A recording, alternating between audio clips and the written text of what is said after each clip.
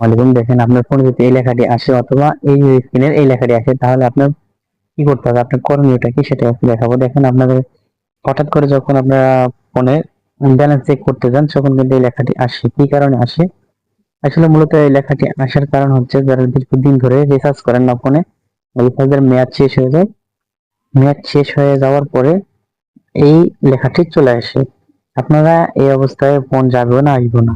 সেক্ষেত্রে আপনাদের করতে হবে কি, প্রথম ফার্স্ট টাইম রিচার্জ করতে হবে। আপনারা চাইলে সবচেয়ে উত্তম হচ্ছে আপনারা রিচার্জ করা, আপনার স্মার্ট কার্ড রিচার্জ করা, অথবা আপনার বিকাশ থেকে রিচার্জ করেন, সেক্ষেত্রেও হয়ে যাবে। তবে এই রিচার্জ না করার মেয়াদটা যদি অধিক সময় হয়ে যায়, প্রায় আপনার 1 বছর হয়ে যায়, সেক্ষেত্রে কিন্তু আপনার এই রিচার্জটা করার জন্য আপনাকে স্মার্ট কার্ড রিচার্জ করতে হবে। দেখেন আরেকটা লেখা আসে, এই যে যেটার কথা স্ক্রিনে বলছিলাম, সেটা হচ্ছে এই লেখার আসে। দেখেন এই লেখাটাও যদি আসে আপনার, সেক্ষেত্রে আপনাকে ফার্স্ট টাইম রিচার্জ করে নিতে হবে। দেখেন এই লেখাটা টাইম রিচার্জ করে নিতে হবে। আমি রিচার্জ করার পর আপনাকে আবার দেখাচ্ছি যে কিরকম। দেখুন ভিউয়ার্স, আমরা রিচার্জ করে নিলাম। এখানে আমরা যেহেতু টেলিটক, এখানে 10 টাকা রিচার্জ হবে।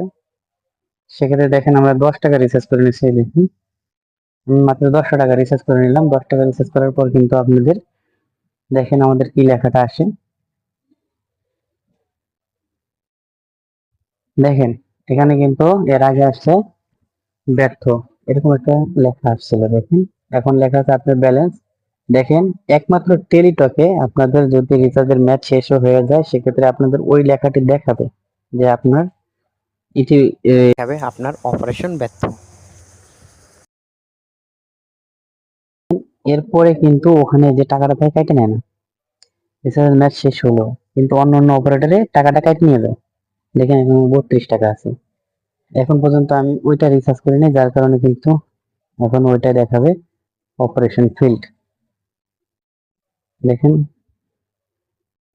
অপারেশন ব্যর্থ ওটা ছিল। দেখেন ওটা টাকা রিচার্জ করার পর কিন্তু এটা চলে গেছে। এখন দেখুন এটা কিন্তু অপারেশন ফেইল্ড এটা দেখাচ্ছে। ঠিক আছে ভিউয়ার্স, আপনারা রিচার্জ করে নেবেন, সেক্ষেত্রে কিন্তু আপনাদের এই সমস্যাটির সমাধান হয়ে যাবে।